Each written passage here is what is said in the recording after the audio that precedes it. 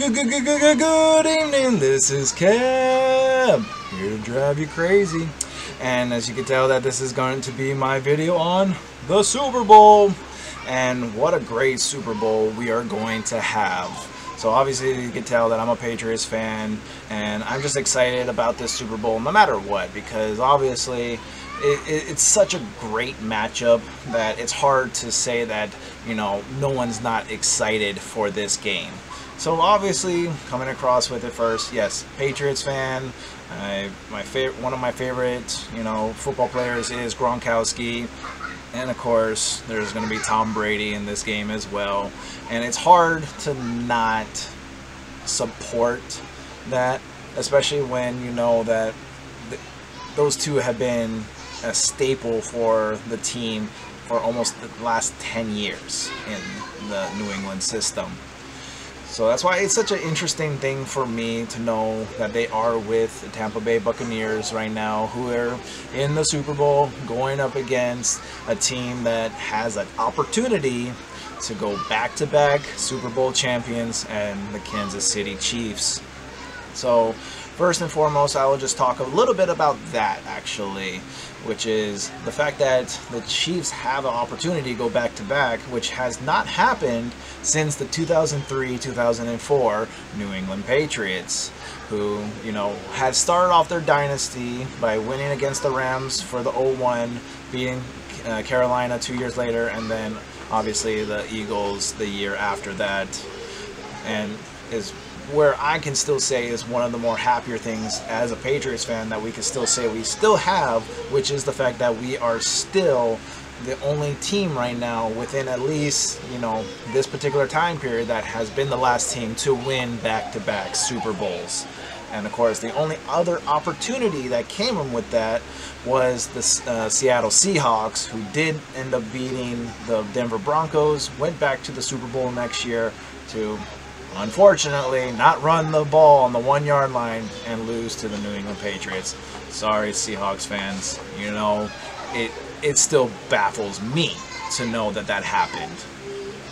So just sharing that opinion, and I apologize, there's all the noise that's going to be on the outside right now. It's one of the younger kids' birthdays, so they're all having fun out there. So it's all in good right now for me. I have no problem with that, being out there, you know, enjoying themselves. Just like how it's actually going to be very entertaining for this football game as far as I'm concerned. So bringing up again on one other thing that I never really share too often, which is the fact that I actually do like the Buccaneers. Back when I was first becoming a Patriots fan was back when they had first won against the Rams. To me, it was always my staple of, you know, I became a Patriots fan from after 9/11, how everyone was flying the American flags, everyone was showing a great sense of patriotism in the country. So obviously when the Patriots are the winner of a Super Bowl that particular year, it makes a little bit more sense on why I decided to take that symbolism and support it as well. But of course, the very next year was what they called the Pirate Bowl, where it was the Raiders versus the Buccaneers, and came out to be where the Buccaneers had won that Super Bowl. And at that time was when I was 11, so 10, 11 years old, growing up in Hawaii, where you really could choose whatever team you want. Majority of the people were like the West Coast kind of people, the Raiders, the 49ers kind of fans.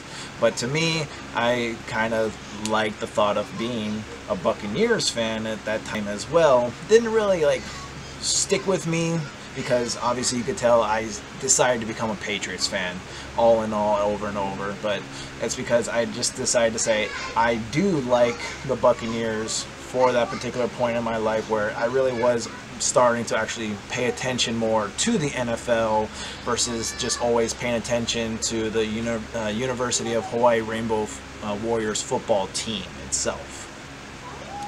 So for me, this game is very interesting because we're talking about great offense in the Kansas City Chiefs. Patrick Mahomes, Tyreek Hill, you know, Travis Kelce, and a whole bunch of other people, to say the least, and especially with the fact that we do have a Hawaii boy in Marcus Kemp, who is actually one of the wide receivers for the Kansas City Chiefs. So it gives me a reason to support the Kansas City Chiefs as well, to say we have a person from the University of Hawaii in his second year now with the team, and showing a great strides, to say he could be a big contribution if necessary.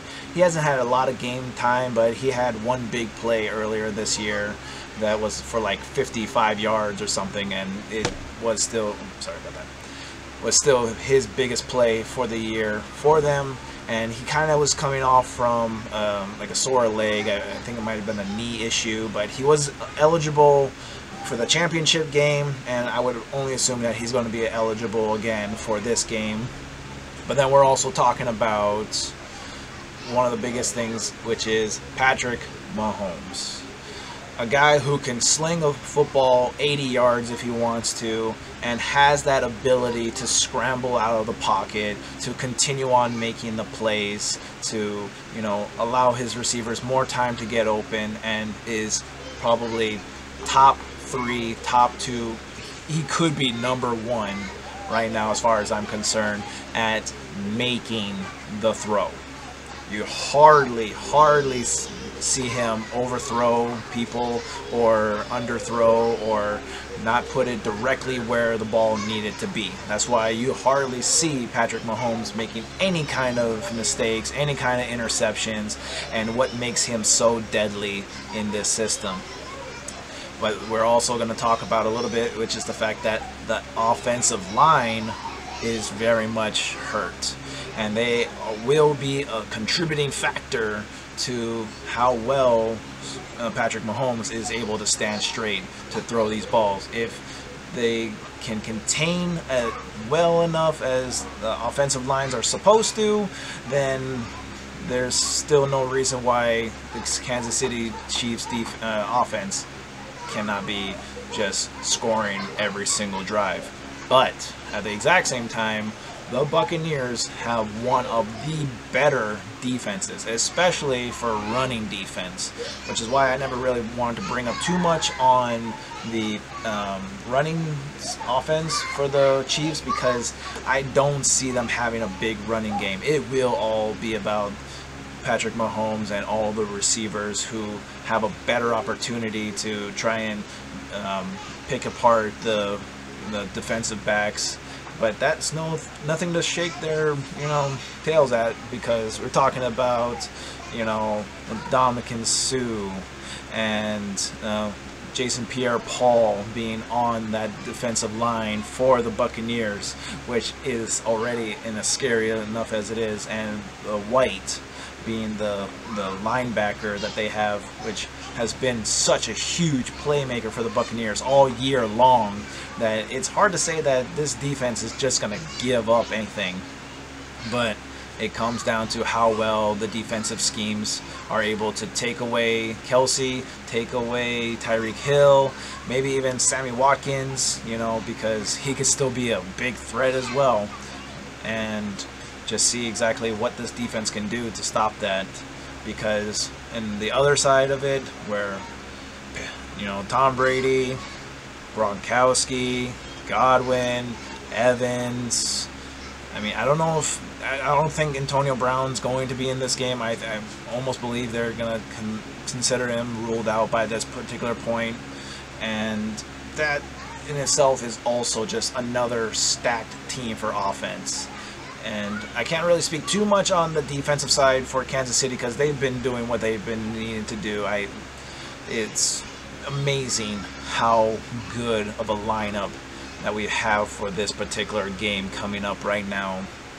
But all in all, I want to make my prediction right now, and I'm going to say the final score will be 31-28 in favor of the Kansas City Chiefs. As much as I love Tom Brady and Gronk, I just cannot see the fact that this Buccaneers team is going to have enough to stop Patrick Mahomes and their offensive weapons. Because no matter what, if it comes down to it, I could look the other way to say, if it was like last year where like the 49ers were up by 10 points with 5 minutes left, then obviously it's going the Buccaneers' way, because you're not going to have Tom Brady give the ball back to the other team at least 2 opportunities. The other one I remember was a pick 6 for that last touchdown that the Kansas City Chiefs had. But you're not going to see Tom Brady give the ball back just so that way they can have opportunities. If they are up, he will go for the jugular, just like how he did when it had to come down to that game against the Rams, because that was not a high-scoring game. That was a defensive game through and through. It was just who had the better offense at that time. And that's why, even though I still look at it that way, Buccaneers have, I say, the better defense, but I don't know if it's a good enough defense to actually stop the Buccaneers. Or excuse me, the Chiefs. So with all that being said, I really hope to, enjoy this game as much as everyone else is going to. This is going to be a fun game. It's going to be an awesome experience that it's, especially for the fun fact, which is it's Tom Brady versus Patrick Mahomes, number 5, but the first time in NFL history that the Super Bowl is going to feature not only an NFL MVP, but a Super Bowl MVP as well. I can't tell you guys how awesome this Super Bowl is going to be. Offensive scoring, it comes down to who can actually stop the other offense better. So that's why I give my 31-28, because I could see Tom still scoring at least 4 touchdowns no matter what. But when it comes down to it, I would say it comes down to who has the ball last. If Kansas City has a chance to go down the field and kick a game-winning field goal, or if it's the Buccaneers who have that chance to go down the field and get a field goal, that's what I believe this game's going to come down to. But thank you very much for listening to my opinion on this Super Bowl. And drop a like if you liked what I had to talk about. Leave a comment to share anything that you wish, and hit that subscribe button for any more content. My name is Cab, and I'm here to drive you crazy. Aloha, God bless, and take care.